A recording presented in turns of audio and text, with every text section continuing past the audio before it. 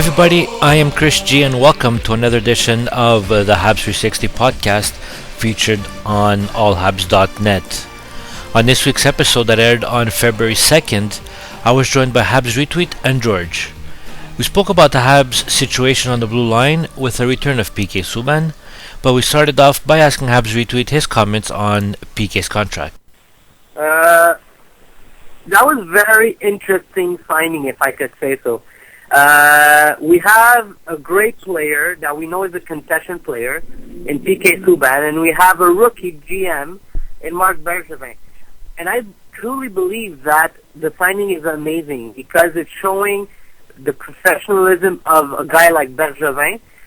And at the same time, I think we've seen a little bit of humility by PK Subban by accepting such a deal.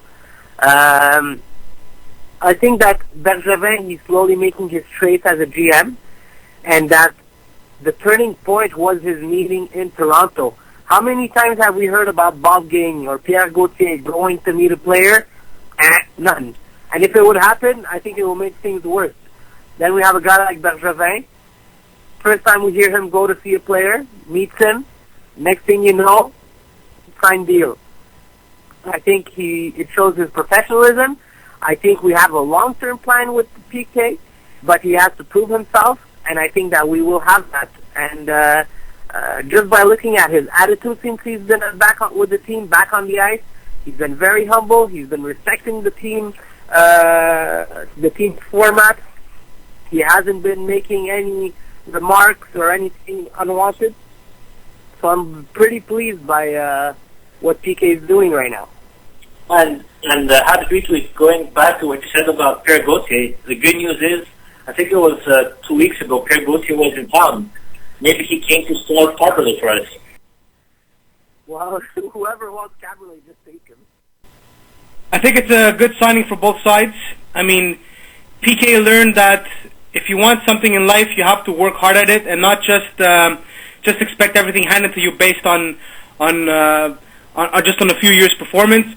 And I think Marc Bergevin got a lot of respect, not only from other general managers around the league, but within his own players. That if you do your just part, then you will be treated fairly and you will be respected for it. So I think it's a lot of positive for the Montreal Canadiens and for PK Subban. 1-877-455-4945 is the phone number. At Habs360 is the Twitter account. So George, PK is getting $2 million prorated for this year and $3.75 million for last year. That's a lot. That's less money than what I was expecting PK to sign for with the Montreal Canadiens. At least at $2 million seems low. The 3.75 is something more I was expecting. So it might seem that the Canadiens won this negotiation, but in a year and a half from now, when PK has to re-sign again, will it cost them more expensive? It may well be that, and and Marc Bergevin will have to live with that. But you also have to understand what the Montreal Canadiens are trying to do here. They're trying to set corporate standards of excellence, and this is their philosophy. They're sticking by it, and you have to respect it. Now, if PK Subban turns out to be a dud in 18 months, then a Montreal Canadiens would have made a right move. So you always have to be cautiously optimistic with young, talented players that have just completed their first professional contract and are moving on to their second contract. You don't want to give them too many years and too much money in the hopes that they turn out to be a bust. But then again, you don't want to lose them either. So I think a 2-year contract, a transitional contract, which is what it's called, is a perfect balance between the two. So how do you for this kind of contract, like you said, for the amount of money that PK signed for, it seems pretty low. So why was PK holding out? That's a very interesting question. Many teams, I think, were interested in PK. Who knows if PK was just waiting for offer sheet. Offer sheet, total maximum number of years, big dough on the table, right away the Habs would equalize, and he would have stayed with Montreal, the team he wants to stay with, but with the contract he wanted. When he saw that nobody was doing offer sheets, nobody was coming close to him, I think Bergevin, at the end of the day, he paid what he wanted to pay, and not what PK wanted. And that, it's interesting to see how PK is able to lower himself to the team standards for once. And also, probably another thing that we should keep in mind when it comes to the offer sheets, for the kind of money that we reportedly heard that PK wanted, if the Canadians wouldn't match that deal, the other team would have to give up like 3 or 4 first-round draft picks. So then, is PK worth it?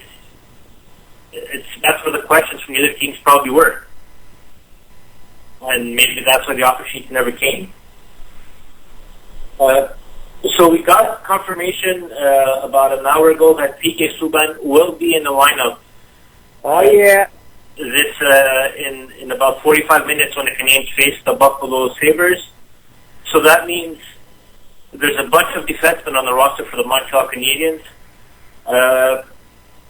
George, who is or who are the odd men out? Well, for starters, it has to be Thomas Carberlet. I think, in all fairness, this player is useless. I mean, he brings no toughness. He has no shot. He's lost his vision. He's useless. The other odd man out would be Yannick Weber, unfortunately. I still believe that Yannick Weber has some talent and brings to the table. He just needs to be given a fair shot. But I think those two defensemen are the odd man out. What about you, Habs Retweet? Who do you think are the odd men out? I think I agree with George. George, great analysis on the situation. Obviously, Caberlet and Weber, unfortunately. But you know what? If there's injuries, if something happens to one of our D-men, having a 7th and 8th defensemen such as Caberlet and Weber, guys with experience, guys that could kind of replace somebody on the power play, I think it's not something bad. But obviously, if we could replace any of those for any good offensive players, I would go right ahead with it. And so now we're looking at Canadians bought out Scott Gomez, so which is about $10 million over there. They have Thomas Caberlet. That's a lot of money invested in players who wouldn't be playing with the team anymore. Yeah, but the only thing I would tell you is that's the old era. That's Pierre Gauthier. That's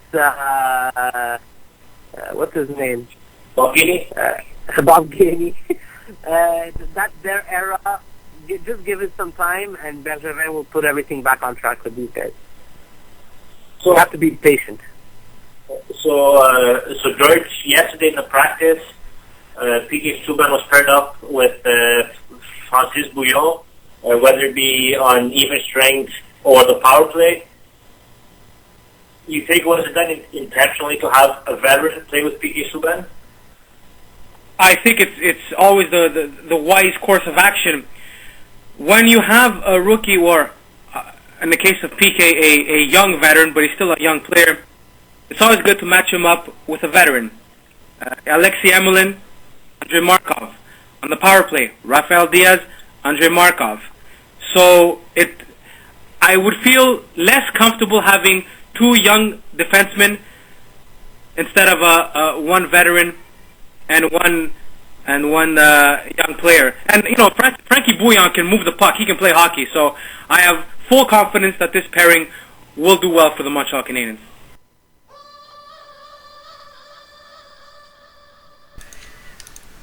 I hope you enjoyed the clip of this week's Habs360 podcast. If you'd like to listen to the entire podcast, click on the link on this page. A reminder that you can follow me on Twitter at ChrisG1980, and you can follow Habs Retweet on Twitter at Habs_retweet. Our next episode will air live on Saturday, February 9th at 2 p.m. Eastern Time. Follow our Twitter account at Habs360 for more details. Thanks for listening, and have a good week.